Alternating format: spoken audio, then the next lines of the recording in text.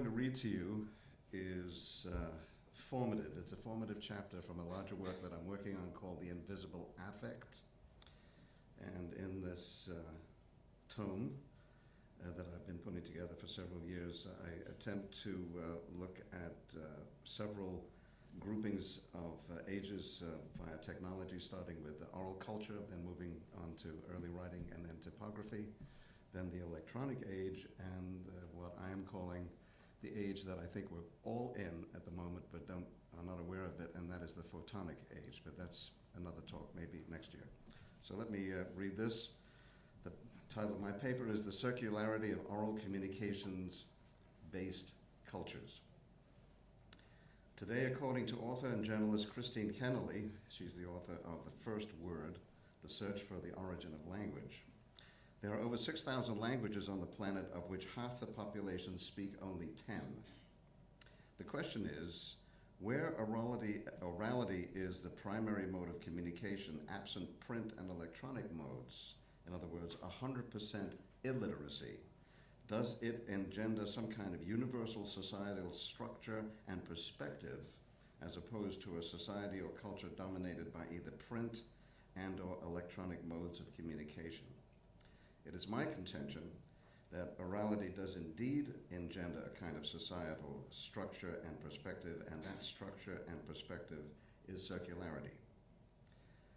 This oral communications age, that is the time when Homo sapiens used orality solely to communicate, can be symbolized by a circle. And in my paradigm, it's a circle with an image of a fire right in the middle of it, and the old man talking about the stories of the tribe right next to it. Either left or right, you take your pick. Why? In the age of oral communication, it all took place in a face-to-face context. In a tribal context, imagine the old man of the tribe sitting around the campfire in a circle telling the stories, the news of the tribe. Everyone in earshot was at that moment part of the tribe. The record or history of the tribe was verbal. It radiated out from the speaker. Everyone who was around, no pun intended, to hear the speaker received the message directly from the storyteller, hence the circular symbol.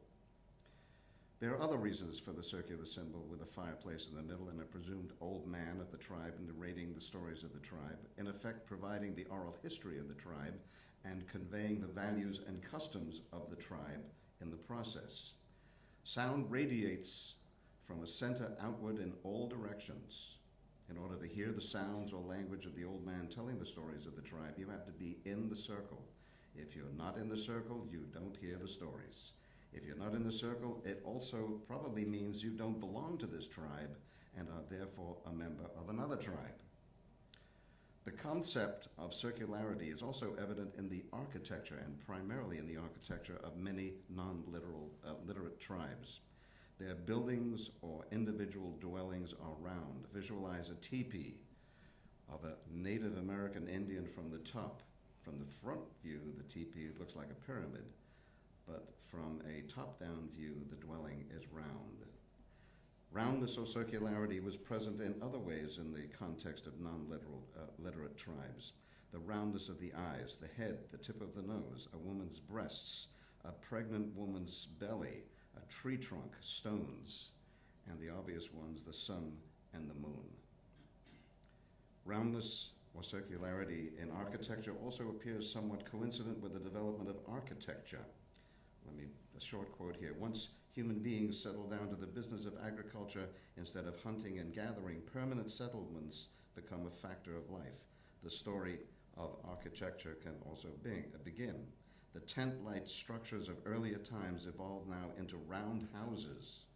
Jericho is usually quoted as the earliest known town. A small settlement here evolves in about 8,000 BC in a town covering 10 acres, and the builders of Jericho have a new technology, bricks shaped from mud and baked hard in the sun. In keeping with the circular tradition, each brick is curved on its outer edge. The round tent-like houses reach a more complete form in Kirokitia, a settlement of around 6500 BC in Cyprus. Most of the rooms have a dome-like roof in corbelled stone or brick.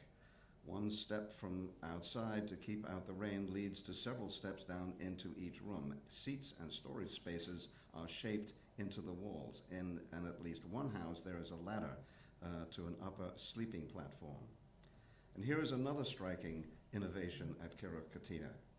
A paved road runs through the village, a central thoroughfare for the community with paths leading off to the courtyards around which the houses are built. And let me give you a few examples from each continent. I have a lot more here, but I'm going to give you like one or two from each continent. Doesn't matter what continent you're on, the shape is the same. So I'm going to start with North America. Vestiges of the circular form of housing among tribal cultures exist today. For example, the Navajos used to make their houses, called hogans, of wooden poles, tree bark, and mud. The doorway of each hogan opened to the east so they could get the morning sun as well as good blessings. Today, many Navajo families live in hogans, although trailers or more modern houses tend to replace them. The older form of hogan is round and cone-shaped. The habitations of the Navajos are usually of a very simple character. The most common form consists of a conical frame made by setting up a number of sticks at an angle of about 45 degrees. Here's another example from North America. The Passamaquoddy Nation was part of the Wabanaki Confederacy that controlled northern New England and the Canadian Maritimes. The Passamaquoddy are original natives of the area between Maine and New Brunswick. They lived on both sides of the border because they were there before Canada and the United States became countries. The Passamaquoddy didn't live in teepees. They lived in small, round buildings called wigwams. Today, Native Americans only build a wigwam for fun or to connect with their heritage. Let's go to South America. The Yanomami people of Brazil live in large, circular community houses called llanos or chabanos. Some can house up to 400 people. The central area is used for activities such as rituals, feasts, and games. Each family has its own hearth where food is prepared and cooked during the day. At night, hammocks are slung near the fire, which is stoked all night to keep people warm. A representation of the Powhatan Indian tribe village of the 17th century also provides reinforcement of the concept of roundness or circularity among tribal cultures in their architecture. Many of not all these non-literal tribes had a center around which dwellings were constructed. The center of the village was where the villagers met for rituals, ceremonies, and meetings. At the center, Powhatan representation is a fireplace. Let's go to Europe. Round houses were the standard form of housing built in Britain from the Bronze Age through the Iron Age as well into the sub-Roman period. They used walls made either of stone or of wooden posts joined by wattle and daub panels and a conical thatched roof and ranged in size from less than 5 meters in diameter over 15 meters. The Atlantic roundhouse, Brock, and wheelhouse styles were used in Scotland. The remains of many Bronze Age roundhouses can still be found scattered across open heathlands such as Dartmoor as granite hut circles. The Celtic Tribes, circa 500 BC, lived in scattered villages. They lived in round houses with thatched roofs or straw or heather. The walls of their houses were made from local material. Houses in the south of Britain tended to be made from wattle, that's woven wood, and daub, straw and mud, as there was an ample supply of wood from the forests.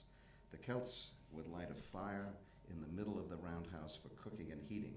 The smoke from the fire escaped through a hole in the roof. Stonehenge, in Britain of course, is one of the world's most famous round edifices of the old world. Does it too reflect the roundness or circularity perception of the universe of non-literal tribal members? It seems almost monthly and weekly at this point. Some scientists discover something new about the origin and purpose of Stonehenge, thus unraveling mystery notwithstanding, there is a presumption that the peoples who built Stonehenge were not literate, and therefore in the context of this talk, the structure's circular form supports the contention that orality as the primary form of communication among people in the tribal culture breeds a circular view of the world. Let's go to Africa. The Maasai tribe of Kenya leads a semi-nomadic life. As a result, their houses are loosely constructed and semi-permanent. They are small, circular houses built by the women using mud, grass, wood, and cow dung. What are the guys doing? Zululand is located along the eastern coast of South Africa. There you will find the traditional beehive dwellings of this tribe, layers of grass covering a wooden framework. These huts are laid out in a circle around a central cattle kraal, a similar layout to the Xhosa huts in the southeastern part of the country. Let's go to Asia. In Central Asia, one can find yurts, a portable, bent, i.e. circular, dwelling structure traditionally used by nomads in the steppes of Central Asia as their home. The structure comprises a crown or compression wheel, usually steam bent, supported by roof ribs, which are bent down at the end where they meet the lattice wall. The top of the wall is prevented from spreading by means of a tension band, which opposes the force of the roof ribs.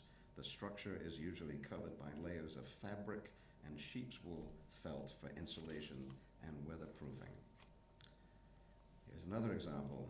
A tulu, or earthen building, is a traditional communal residence found in the Fujian province of South China, usually of a circular configuration surrounding a central shrine.